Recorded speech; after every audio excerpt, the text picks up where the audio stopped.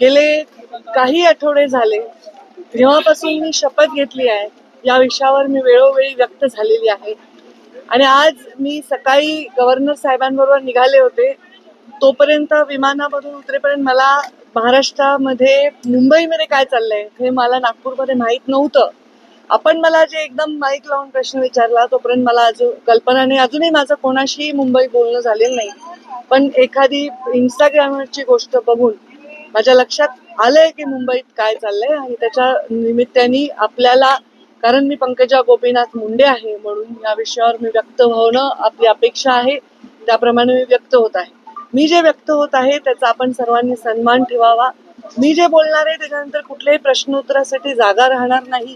हा विषय अत्यंत ह्युमन विषय आहे, माणुसकीच्या दृष्टीने महत्वाचा विषय आहे. मला आपण प्रश्न विचारणार आहात त्यापूर्वी मी हे सांगते की काही व्हिडिओ सोशल मीडियावर व्हायरल झाले संतोष देशमुखांना मारण्याच्या संदर्भातले. मला त्याच्याविषयीची माहिती नाही, पण इंस्टाग्रामवर मी फक्त एक पोस्ट पाहिली. ते व्हिडिओ उघडायची किंवा बघायची माझी हिंमत देखील झाली नाही. कारण ज्यांनी त्यांना एवढ्या अमानुषपणे मारलंय आणि एवढ्या अमानुषपणे मारून त्याचा व्हिडिओ केलाय त्यांच्यामध्ये जेवढी निर्मनुष्यता आहे किंवा ह्या व्हिडिओचा काहीतरी आपल्याला वापर करायचा असा काहीतरी कोणीतरी प्रयत्न करत असेल त्याच्यामध्ये पण जी निर्मनुष्यता आहे ती माझ्यामध्ये नाही. ते बघण्याची माझी हिंमत नाही.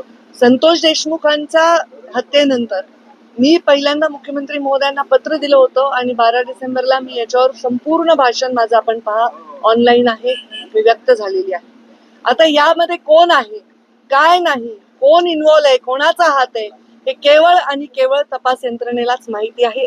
त्यामध्ये कुठलाही हस्तक्षेप मी करण्याचं कारण नाही.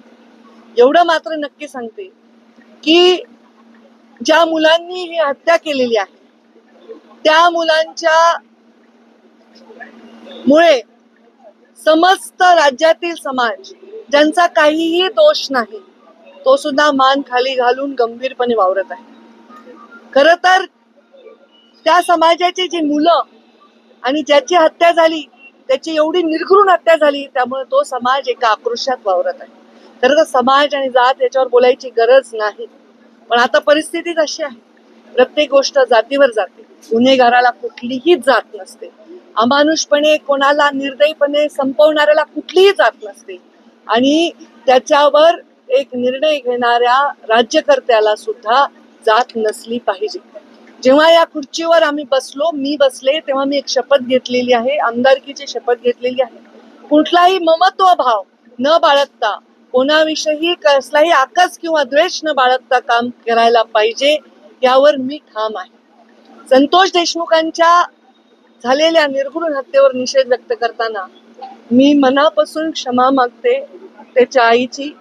कारण ज्या मुलांनी हे निर्घृण हत्या केली आहे ते माझ्या पदरात असते, माझ्या पोटचे असते तरी मी हेच म्हणले असते की त्यांना कडक शासन करा.